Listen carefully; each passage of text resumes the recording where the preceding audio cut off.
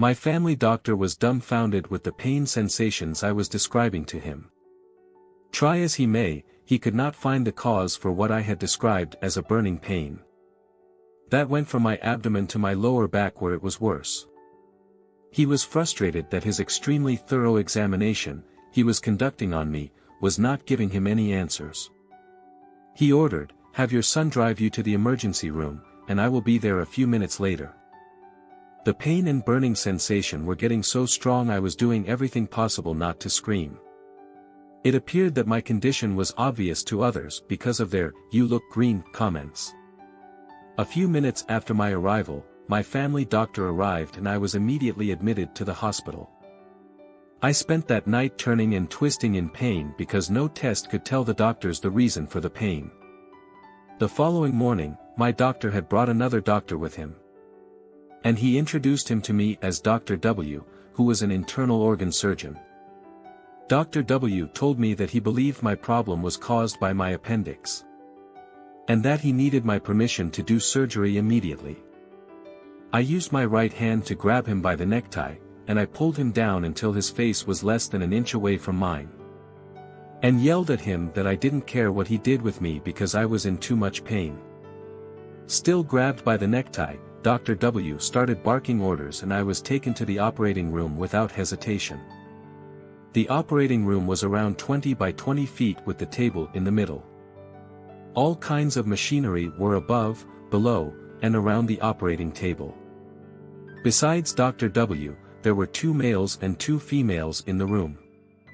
The anesthesiologist looks at my eyes and said, "I bet you can't count back from 100 after I put the mask on you."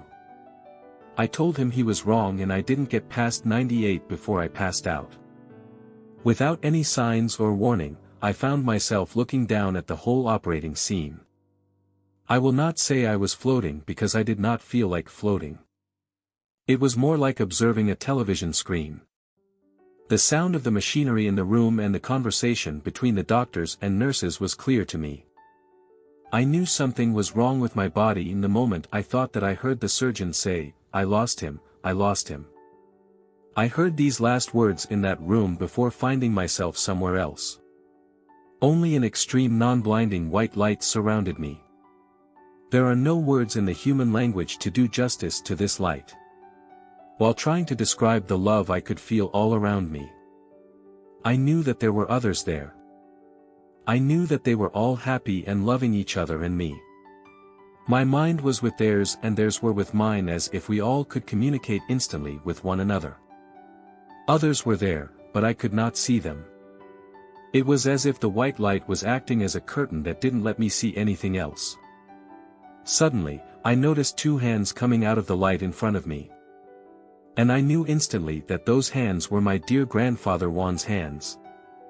When I was a little boy, I used to sit on Grandpa Juan's lap to talk with him.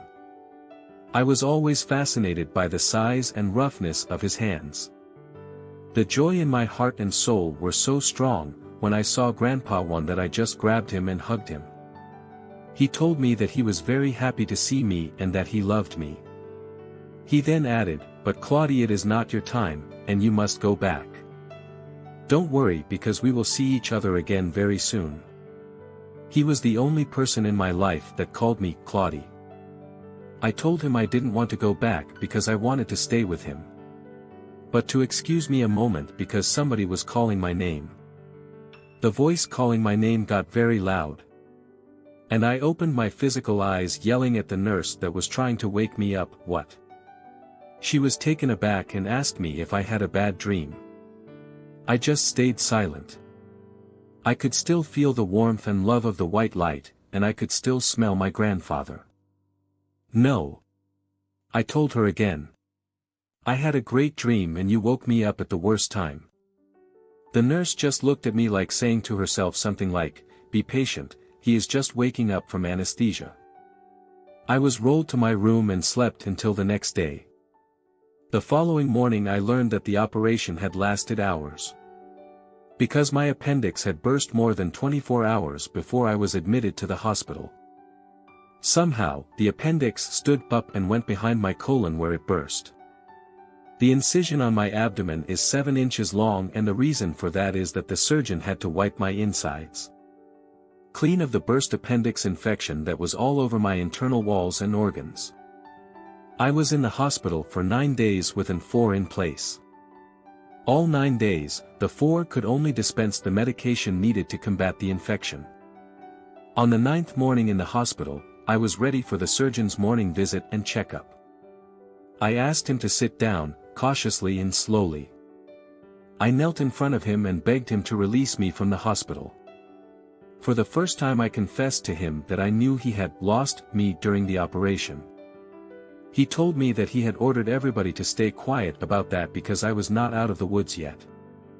When I finished describing to him the scene in the OR when he lost me, and my visit with my grandfather, he clearly understood me when I said that I knew that I would die if I stayed in the hospital. He ordered my release with incredibly difficult restrictions for home care. Obviously, I survived the whole ordeal, but as the years passed I started doubting my own memory of the events from that surgery. 5 years later, and while walking to my table at a restaurant, a man at a table I was passing stood up and grabbed/hugged me.